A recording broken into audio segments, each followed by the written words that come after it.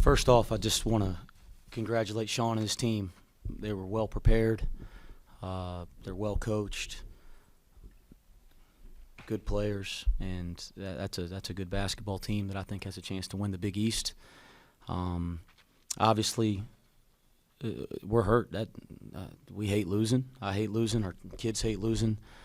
It hurts to lose that way. You got a chance to get a stop like that. You talk about that in practice a lot, right? You got one stop to win the game, and in this case, it was to extend the game. And we don't execute a ball screen coverage, and we got to work to get to the point we can win that extra possession. Certainly, you talk about fighting back in it. Are you proud? They just asked me on the radio show, are you proud of that? Absolutely. I'm proud of I believe in our kids. I love our kids. I'm proud of their fight. But that is to be expected, guys. You're expected to fight like that. I mean, it's a blessing to be able to run out of that tunnel and play in a game like that, in an atmosphere like that. You're supposed to fight. So am I proud of it? Yes. I think it's something that we need to do for 40 minutes. I did not think we did that for 40 minutes tonight. But I am pleased that we fought back in it. It's just something that should be expected and should be a part of putting that jersey on, and we're still figuring that out. But I believe this team can get there. Take us through that last. Sounds like it was strategic for you to get the technical on the timeout call. Yeah, so you're sitting there because Sean calls timeout, and he's calling timeout to try to miss. And so, and we have, we practice all the time, throw at the length. Every college basketball team does. And just so, you're thinking about it. Okay, he misses. If you call timeout because you don't have any, it's a technical foul. Do you get the ball back? Because they'll get 2 free throws, but then now you got a chance to throw it long. And I checked with the lead official, Joe, and I said, Joe, if I get a technical on the miss, I just want to make sure we get the ball and get a chance to throw it long. And it's going to be a 1-possession game, even if he makes both of the free throws.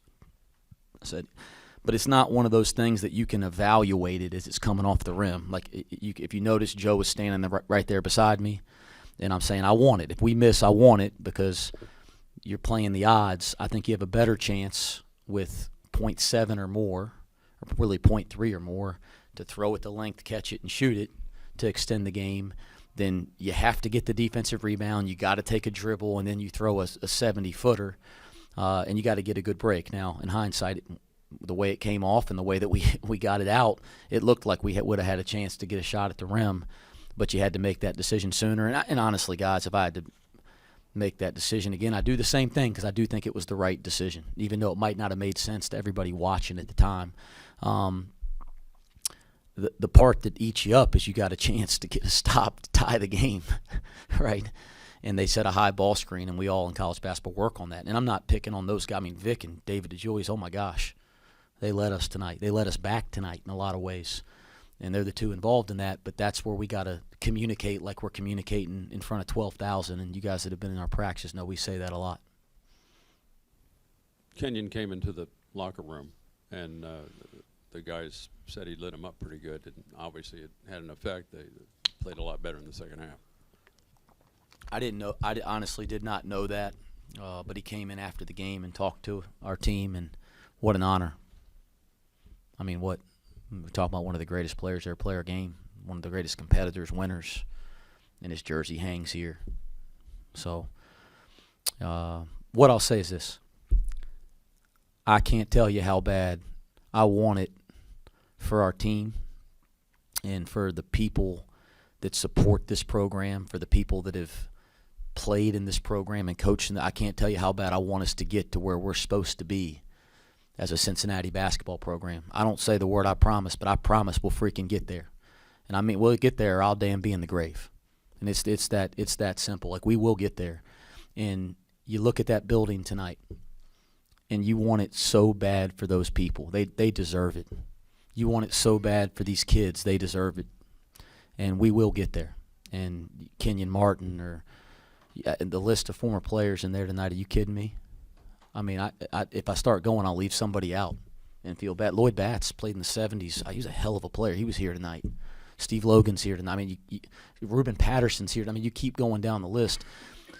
I want it so bad for those people and the people that support this program. That environment tonight is the best environment I've ever been a part of as a college basketball player, coach, and I've been a part of a lot of cool environments. It's the best I've ever been a part of.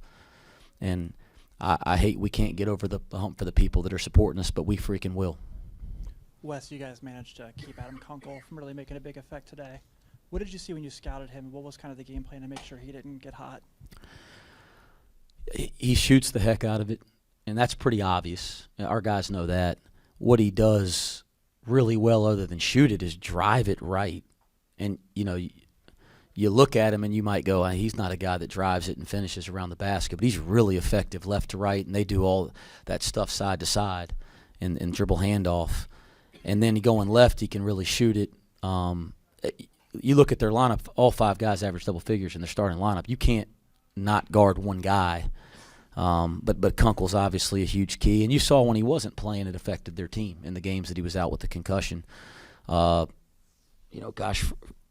thought for the most part we did a decent job on Nunji, and then we really worked on he's going to go to the high ball late. We talked about it, showed film of it, worked at it, and we did a pretty good job of it. But we weren't quite aggressive enough, and he gets the big 3 at the top of the key. And then we didn't execute our coverage a couple times, and boom, gets off his right hand. So I thought we did there. And then Fremantle making the 3, that one hurt a little bit because you just don't expect that. But you can't dare college basketball players to shoot threes. Like, they dared Vic to shoot one, and he made it. And he doesn't shoot a lot of threes. So that thing goes both ways. What was it about that opening segment that felt like kind of snowballed a little bit earlier? Was there anything you could tell, or just turned it over a couple times and couldn't get a shot to go down?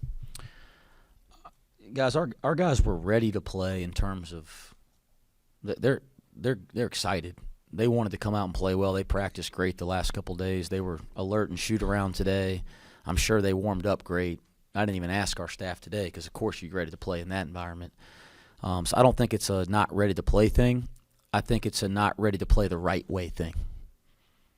And all of a sudden, you're not moving the ball. You're not executing. You're forcing things. You're turning the ball over. You're not sprinting back in transition, so it compounds. I mean, the first transition D is one of the biggest keys to playing them. Everybody here knows that. And the first possession of the game, they get an uncontested dunk with all 5 back. So it wasn't that we weren't ready to play. We weren't ready to play the right way. And so people go, well, dang, you end up scoring 77. You climb back in. What adjustments did you make? I mean, we played big with Odie and Vic. But outside of that, we didn't make any damn adjustments. We just started playing how we practice on offense. We started moving the ball. We started playing with passion and togetherness. And all of a sudden, easy baskets find their way to you.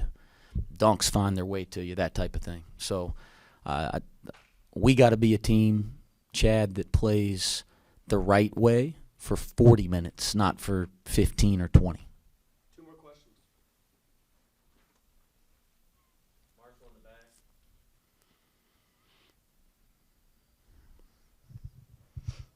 Talked about ball movement a little bit there. How much was shot selection a problem in the first half with you guys shooting under 30% from the field?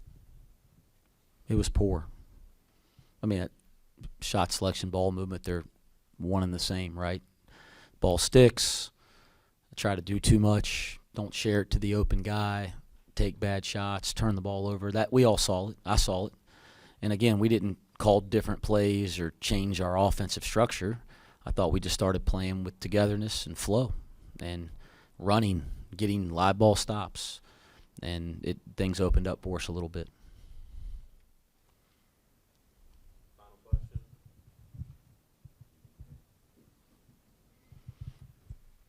Wes, poise is something that I'm sure you want to see in your team, and you saw it in the second half. What was the key to making sure you guys played with poise coming out of the second half? We didn't talk a lot about poise. I mean, you want your team to play with poise, no question, but that wasn't part of the conversation at halftime. The conversation was about playing our asses off, playing together. I spent less time talking about X and O's that halftime than probably any time in 12 years as a head coach. This is about playing your asses off and playing together and playing the right way. And I listen, Kenyon Martin spoke to him at halftime. I probably didn't even walk in there, so I'm not going to say that I had anything to do with it. I thought we decided collectively we were going to play harder, and we found some better results in the second half. Thanks.